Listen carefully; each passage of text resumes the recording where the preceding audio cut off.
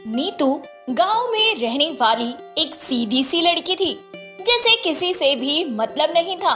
नीतू काफी चुलबुली थी और खुशमिजाज थी। एक दिन नीतू आम के पेड़ से आम तोड़कर घर आ रही होती है कि तभी नीतू की नजर अपने घर के बाहर जाती है।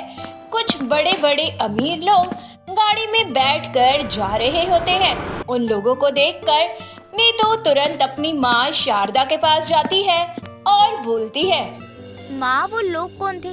अभी मैंने कुछ लोगों को अपने घर से बाहर एक बड़ी सी गाड़ी में जाते हुए देखा था। वो क्या हमारे घर में आए थे? आप उन्हें जानती हो? हाँ, मैं उन्हें जानती हूँ और वो हमारे ही घर आए थे। लेकिन वो हमारे घर में क्यों आए थे? मैंने पहले तो उन्हें कभी नहीं देखा हमारे घर में, या फिर आपसे मिलते हुए कभी नहीं देखा। फिर अब अचानक से आ गई। मैं तो उन्हें जानती भी नहीं हूँ। आपने भी मुझे इन लोगों के बारे में कुछ भी नहीं बताया।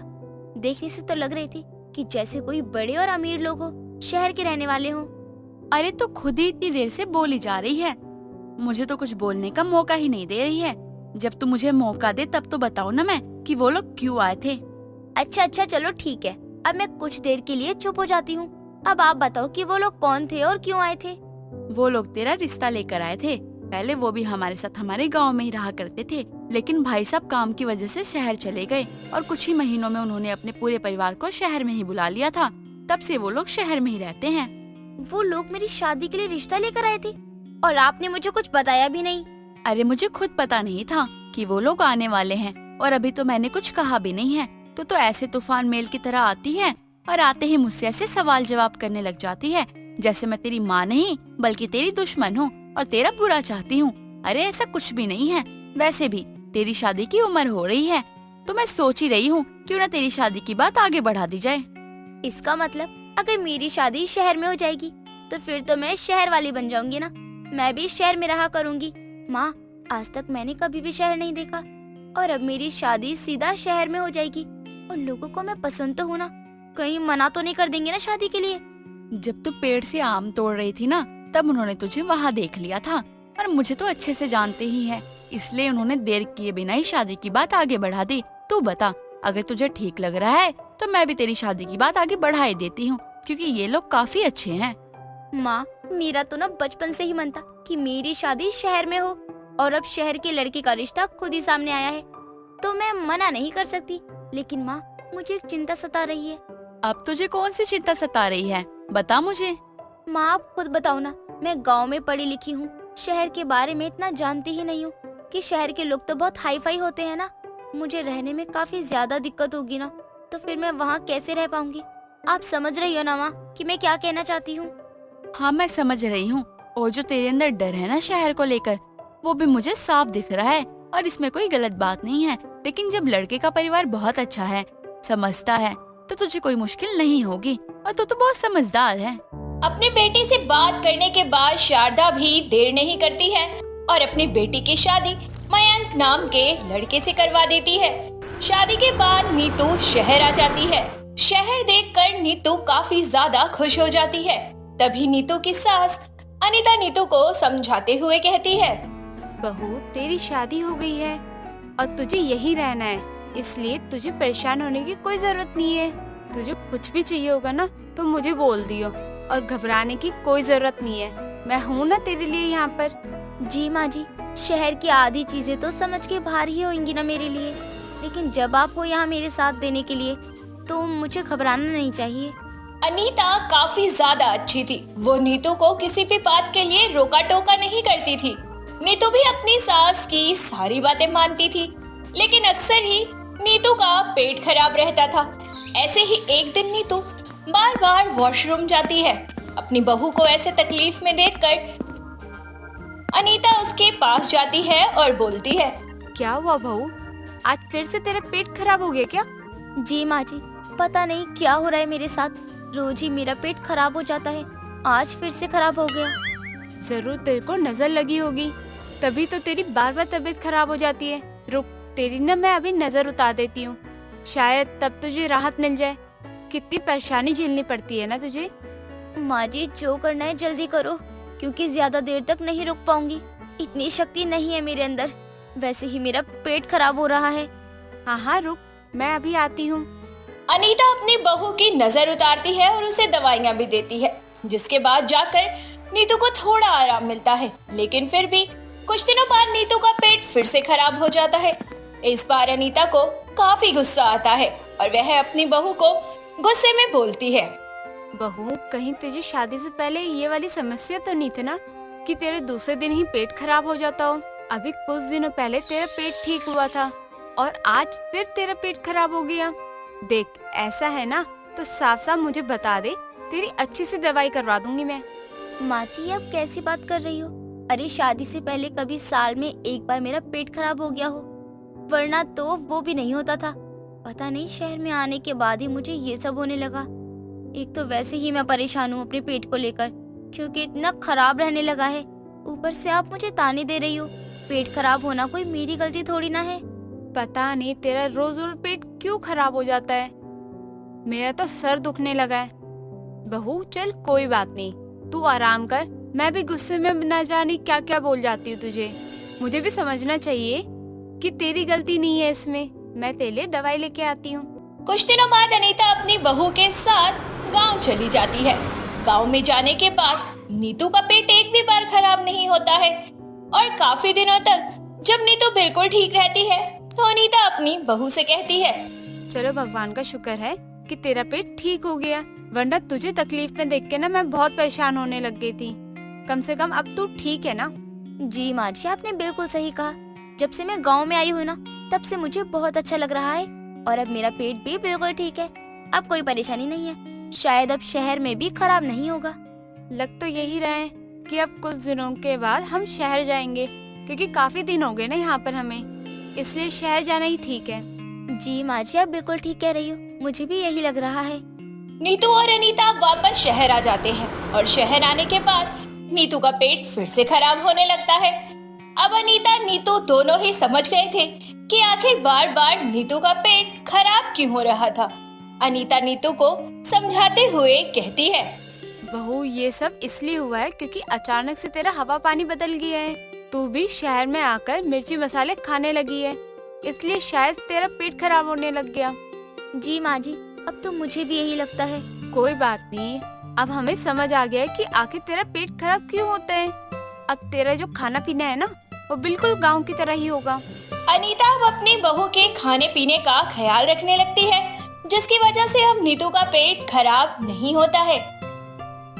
सपना एक दिन सो रही होती है, तभी उसकी माँ उसके कमरे में आकर फैन बंद करते हुए बोलती है, सपना जल्दी उठ, सुबह हो गई है, चाय लाई हूँ तेरे लिए। माँ, फैन क्यों बंद कर दिया आपने? आपको पता है ना कि मुझे कितनी गर्मी लगती है, फिर भी आप रोज मुझे उठाने के लिए फैन ही बंद कर देती हो। अरे एक तो मैं तेरे लिए चाय लेकर आई हूँ, ऊपर से तू मुझे ही सुनाए जा रही है। माँ, मुझे नहीं पीनी आपकी ये चाय वाय। अब जाओ आप यहाँ से। ना जाने किस ज्वालामुखी को जन्म दिया है मैंने, हमेशा पंखे और कूलर में ही घुसी रहती है। अब क्या आपको मेरे फैन चलाने से भी दिक्कत है? एक तो हमारे इस घर में एसी नहीं है। आपको पता है मेरी फ्रेंड श्वेता के घर में 2-2 एसी है। हाय, कितनी ठंडी हवा आती है उसमें से। अच्छा, इसलिए तू श्वेता के घर जाती है एसी की हवा खाने? माँ, जब अपने घर में एसी नहीं है तो अगर मैं कभी श्वेता के घर एक एसी की हवा खाने चली जाती हूँ तो इसमें क्या ही दिक्कत है? अगर आप चाहती हो कि मैं उसके घर पे ना जाऊँ तो आप अपने घर में एक एसी लगवा लो। हाँ क्यों नहीं, बल्कि तू कह तो मैं तेरे लिए फरारी भी खरीद देती हूँ। क्या माँ, सच में? कब खरीदोगी? हे ऊपर वाले, कैसी औलाद है। सपना तू कभी अपने दिमाग का स्विच भी ऑन कर लिया कर। तू अच्छे से जानती है कि तेरे पापा एक सिंपल जॉब करते हैं और पैसे पेड़ पे थोड़ी उगते हैं। बेटा, तेरे पापा एक ही कमाने वाले हैं, हम 4 खाने वाले, हम एसी कैसे अफोर्ड करेंगे? अरे बस बस, अपनी सास बहू के सीरियल की तरह नाटक मत करो। मैं जा रही हूँ नहाने। इस तरह सपना नहाने चली जाती है और इस तरह वक्त गुजरता है। एक दिन सपना के पिता नरेंद्र एक लड़के का फोटो लेकर घर पर आते हैं और बोलते हैं, अरे भाग्यवान, सुनती हो? जरा यहाँ आना। आ गए आप? ये किसकी फोटो है? ये मेरे दोस्त का बेटा अनिल। इसके पापा और मेरी बहुत अच्छी दोस्ती है और हम चाहते हैं हम दोस्ती को रिश्तेदारी में बदल दे। और इसका घर बहुत अच्छा है। फिर देर किस बात की है, इन्हें कल ही घर बुला लीजिए। हाँ, वो तो ठीक है, लेकिन एक बार सपना से तो पूछ लो। नरेंद्र की बात सुनकर शीतल अपनी बेटी सपना को बुलाती है और अनिल की फोटो दिखाती है, जिसे देख सपना डायलॉग मारते हुए बोलती है, माँ किससे पूछकर रिश्ता पक्का कर दिया आपने। सुन लो माँ, शादी तो मैं उसी घर में करूँगी जहाँ एसी हो और उसकी ठंडी हवा हो। बस इतनी सी बात, वो टेंशन तू छोड़, ये लड़का तो पसंद है ना? हाँ हाँ पसंद है। इस तरह नरेंद्र अगले ही दिन लड़के वालों को घर पर बुला लेते हैं, जहां सपना और अनिल एक दूसरे को पसंद कर लेते हैं। जिसके बाद परिवार की मंजूरी से कुछ ही दिनों बाद उनकी शादी हो जाती है। सपना अपने ससुराल में आ जाती है, जिसके बाद वो और अनिल अपने कमरे में जाते हैं, जहां अनिल उसके करीब जाकर बोलता है, हाय मेरी जान, तुम इस लहंगे में कितनी ब्यूटीफुल लग रही हो। मैं तुम्हें इस लहंगे में भले ही अच्छी लग रही हूँ, लेकिन मुझे तो ये लहंगा बहुत महंगा पड़ गया ना। मुझे कितनी गर्मी लग रही है। अरे तो नाराज क्यों हो रही हो? अनिल जैसे ही उसके करीब जाने की कोशिश करता है कि अचानक सपना उसे धक्का देते हुए बोलती है, अरे तुम्हें समझ नहीं आ रहा क्या? मुझे बहुत गर्मी लग रही है। एसी कहाँ है? अरे तुम गुस्सा क्यों कर रही हो? रुको, मैं अभी एसी चला देता हूँ। अनिल फौरन कमरे का एसी चला देता है, जिसके थोड़ी देर बाद ही सपना को गर्मी लगना कम हो जाता है और वो अपने पति के पास जाकर बोलती है, सॉरी बेबी, वो मुझे ना गर्मी ज्यादा लग रही थी, इसलिए मैंने गुस्से में तुम्हें धक्का दे दिया। इट्स ओके, कोई नहीं। अगली सुबह सपना की सास डोर बजाते हुए बोलती है, बहू, ओ बहू, कितना सोएगी? उठ जाना, सुबह के 9 बज रहे हैं। आज तेरे ससुराल में तेरा पहला दिन है और तू इतनी देर तक सो रही है। उठ जा बहू, उठ जा। सपना जल्दी से उठ जाती है और नहा धोकर किचन में जाती है, जहां वो अपनी पहली रसोई में बहुत अच्छा खाना बनाती है। जिसके बाद उसकी सास वो खाना खाकर बोलती है, अरे वाह बहू, तेरे हाथों में तो जादू है। कितना अच्छा खाना बनाया है तूने। इसे खाकर तो मेरा गुस्सा ही खत्म हो गया। क्यों माँ जी, आप मुझसे नाराज क्यों थी? अरे कुछ नहीं बहू, वो तुझे उठने में थोड़ी देर हो गई थी ना, इसीलिए। तू वो सब छोड़, ये ले अपना शगुन। खाना बहुत अच्छा बना था। इस तरह हेमलता अपनी बहू के खाने की तारीफ करती है और ऐसे ही वक्त बीतता है। सपना पूरे घर की जिम्मेदारी संभाल लेती है और वक्त बीतने के साथ साथ उसके अंदर एसी का क्रेज और भी ज्यादा बढ़ने लगता है। ऐसे ही सर्दियाँ शुरू हो जाती हैं और एक दिन वो अपने कमरे में बैठी एसी चलाकर टीवी देख रही होती है। तभी उसकी सास कमरे में आती है और उससे बोलती है, हाय हाय बहू, ये क्या है? इतनी ठंड में तूने एसी क्यों चला रखी है? तुझे ठंड नहीं लग रही है क्या? माँ जी, मुझे तो गर्मी लग रही थी, तभी तो चलाया है। अरे मुझे तो ठंड लग रही है ना। पहले तू एसी बंद कर दे, इससे पहले कि मैं जम जाऊं। अरे माँ जी, आपका ना बुढ़ापा आ गया है, इसलिए आपको ठंड लग रही है। एक काम करो, आप अपने कमरे में जाकर रजाई ओढ़ लो। मुझे तो एसी में ही बैठना है। हाँ ठीक है, मैं जा रही हूँ, लेकिन अब शाम हो गई है। तू भी जल्दी से खाना तैयार कर दे। सपना किचन में जाकर रात के खाने की तैयारी करती है। खाना खाने के बाद अपने कमरे में सभी चले जाते हैं और सपना अपनी आदत से मजबूर कड़ाके की ठंड में भी एसी चला देती है, जिसके कारण थोड़ी ही देर में पूरा कमरा बर्फ की तरह ठंडा हो जाता है। जिस कारण अनिल की आँख खुल जाती है और वो बोलता है, अरे इतनी ठंड क्यों लग रही है? अरे कश्मीर में आ गया लगता है। अनिल ये बोल ही रहा होता है कि उसकी नजर चलते हुए एसी पर पड़ती है और वो बोलता है, अच्छा तो एसी के कारण मुझे ठंड लग रही है, अभी बंद करता हूँ। अनिल एसी को बंद कर देता है और ठंड के कारण उसे फिर से नींद नहीं आती और वो बिस्तर पर रजाई ओढ़कर सोने की कोशिश करता है और ऐसे ही सुबह हो जाती है। अनिल नाश्ता करने के लिए टेबल पर बैठा होता है, जहाँ उसकी माँ उससे बोलती है, अरे अनिल, क्या हुआ बेटा? तू पूरी रात सोया नहीं क्या? ये तेरी आंखें इतनी लाल क्यों हो रही हैं? अरे माँ क्या बताऊँ, ये सपना रोज एसी चला के बैठ जाती है और फुल पावर में कर देती है। अरे ठंड से हालत खराब हो जाती है माँ, इतनी गर्मी भी नहीं है। अरे रात को तो मुझे बहुत ठंड लगती है, मैं क्या करूँ आज? अरे तुझे तो सर्दी हो गई है। ना जाने ये नास पीटी किसके आगे किस आग की भट्टी से आई है, जिसे इतनी गर्मी लग रही है। एसी की हवा चाहिए बस। ठहर जा, मैं इसको अभी समझा कर आती हूँ। इस तरह हेमलता अपनी बहू सपना को समझाती है, लेकिन एसी की हवा में जीने वाली सपना को इस बात से कोई फर्क नहीं पड़ता और ऐसे ही वक्त बीतता है। एक दिन उनके घर की रीडिंग चेक करने के लिए बिजली वाला आता है और घर का बिल देते हुए उनसे बोलता है, सर आपका बिल 17,200 रुपये है, जल्दी से बिल पे कर दीजिए। क्या इतना ज्यादा कैसे आ सकता है? ठंड में तो बिल आता ही नहीं है और आप कह रहे हो इतना ज्यादा आ गया।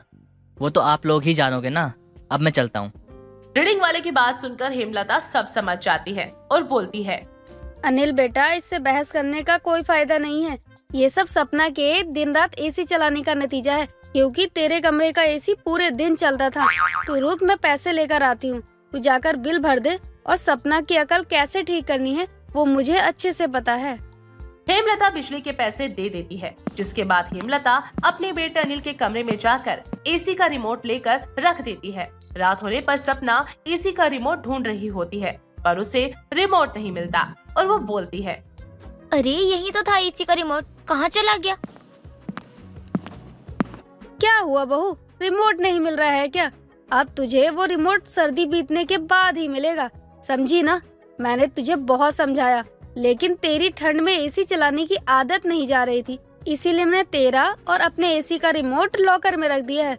अब वो सीधा ठंड खत्म होने के बाद ही मिलेगा। सॉरी माँ जी, लेकिन आप ऐसा मत करो, मैं बिना एसी के कैसे जीऊंगी? देख बहू, हर चीज का इस्तेमाल करने का एक वक्त होता है, और इस कड़ाके की ठंड में एसी चलाने का कोई मतलब ही नहीं बनता, इसीलिए अब गर्मी आने का इंतजार कर। इस तरह ठंड में एसी चलाने वाली सपना को उसकी सास सबक सिखाती है, जिसके बाद सपना को ना चाहते हुए भी गर्मी आने तक का लंबा इंतजार करना ही पड़ता है।